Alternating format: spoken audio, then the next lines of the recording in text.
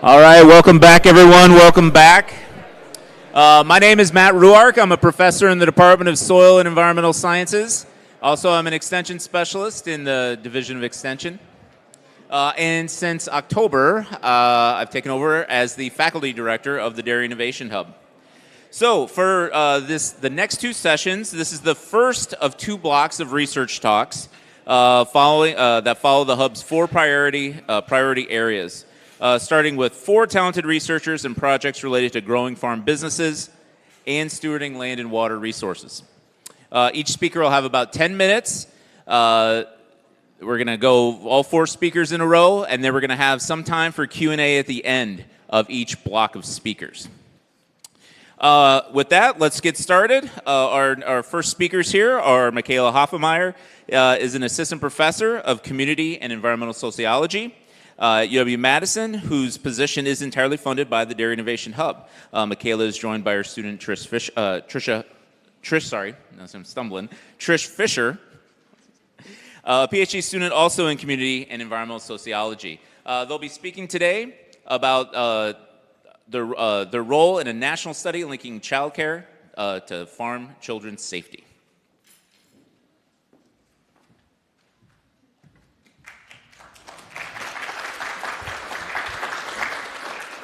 All right, thanks everyone. I'm Michaela Hoffelmeyer, and as Matt mentioned, this is my student Trish Fisher. We're going to tag team the presentation today.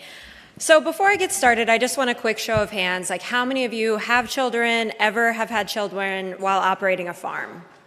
Okay, we got a couple hands. We like to just, Maria's hand is like, yep, me, that's for sure. So we like to just get a sense of how many of you are sort of working through some of these issues on a day-to-day basis.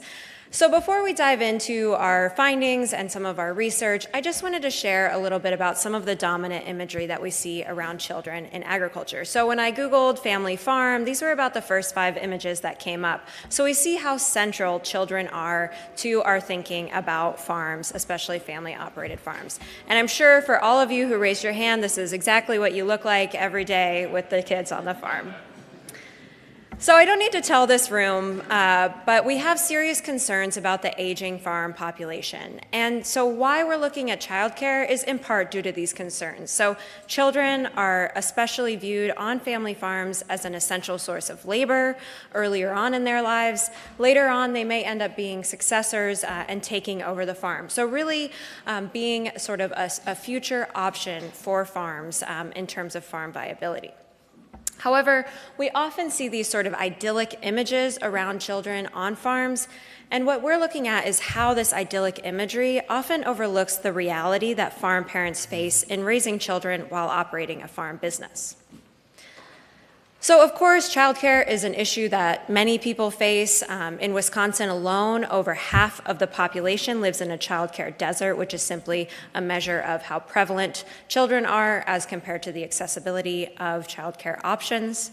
The cost of utilizing a childcare center for just one infant is over $10,000 a year. So of course, these are issues that all parents are facing.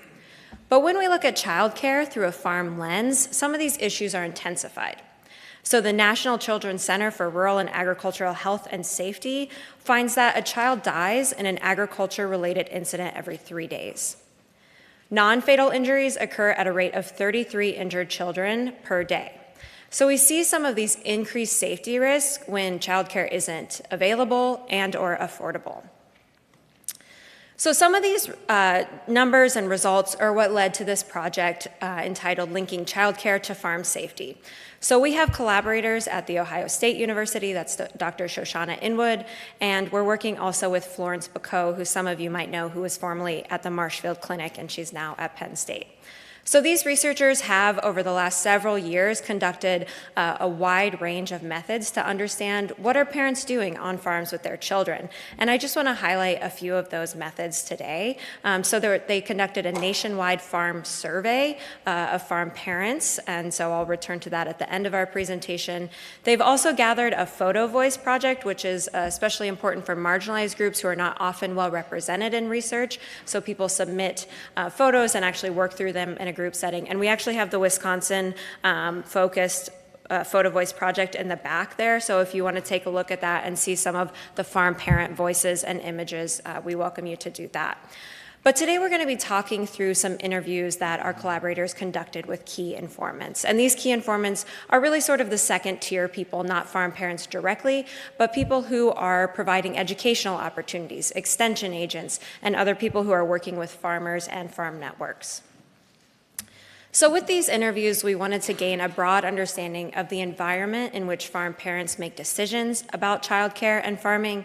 And we also wanted to understand the types of resources that these farm parents have access to support the needs that they have in childcare. So our collaborators conducted a total of 36 interviews. You can see we interviewed some farm safety providers who are obviously handling more directly those issues, and then some broader organizations who work with farm business planning, and farm organizations who work with education and other networking opportunities. And you can see about a third of the sample was in Wisconsin. So right now we have these interviews and we're working through analyzing them, so we're here to share today some of the preliminary results. So I'm going to hand it over to Trish to present some of those results to you.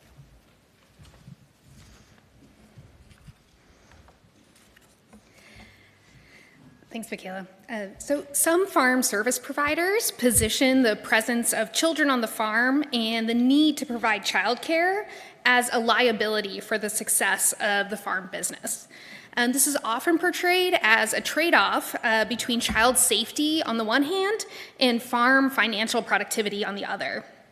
One respondent from a Vermont farm business organization said, "I think the worst case scenario is one of your children gets hurt on the farm. You stop making the money you needed to make, and you're pushed into this financial anxiety, which makes you question everything.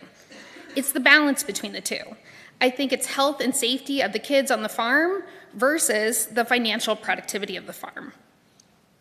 So rather than being seen as an essential part of a successful family farm, children are perceived by some farm service providers as being a liability for farms' financial productivity. One of the primary ways we learned that children are incorporated into the programming of farm business organizations is through business planning. However, there were a wide range of perspectives on how and whether children and childcare should or should not be incorporated into farm business plans.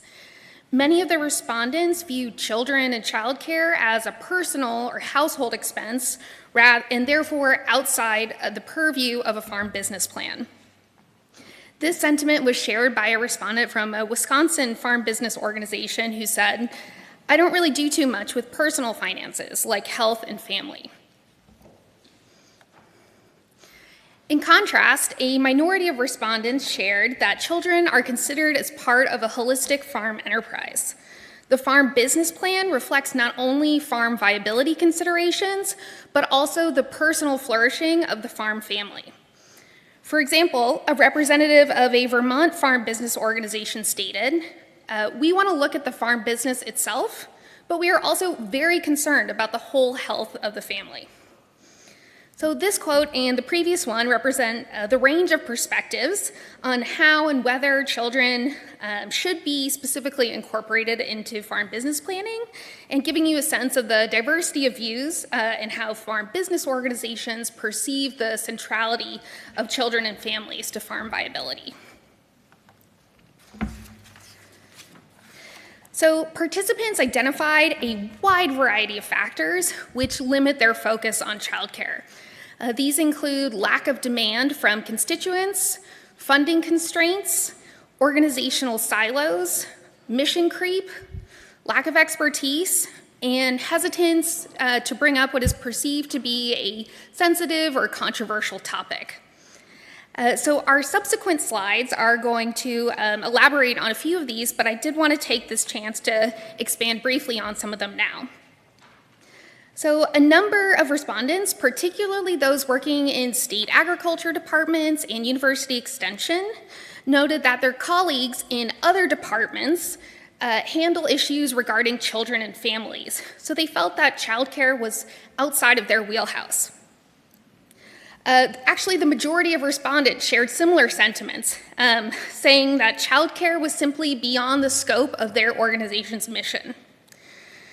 Other respondents shared that they were hesitant to bring up issues regarding child safety and childcare with the farmers they serve for fear of overstepping a boundary or being perceived as micromanaging farmers' personal lives.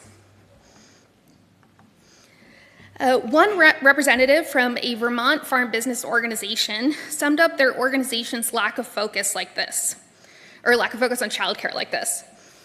We currently have a variety of tools for addressing the business side explicitly. So there are more immediate tools and resources available to address that subject. Whereas some of these questions about healthcare and childcare are perceived, rightly or wrongly, to be bigger than us. We also don't have explicit resources to address them in the same kind of immediate way. While childcare is brought up, it's not really being acted on to the same degree. While this respondent represents just one of among many perspectives about why childcare is not addressed through farm service organizations, it does point to some of the structural and resource constraints that serve as a barrier for organizations to address childcare issues that their constituents are raising.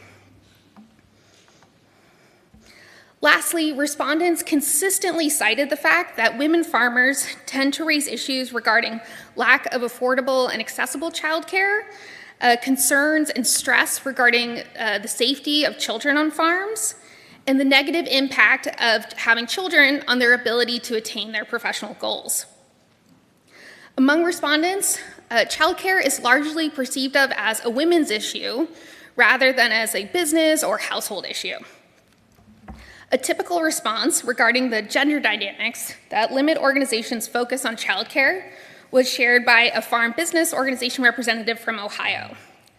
We're serving certified organic farmers. They tend to be on the older side, white male-led farms who don't typically have strong childcare needs.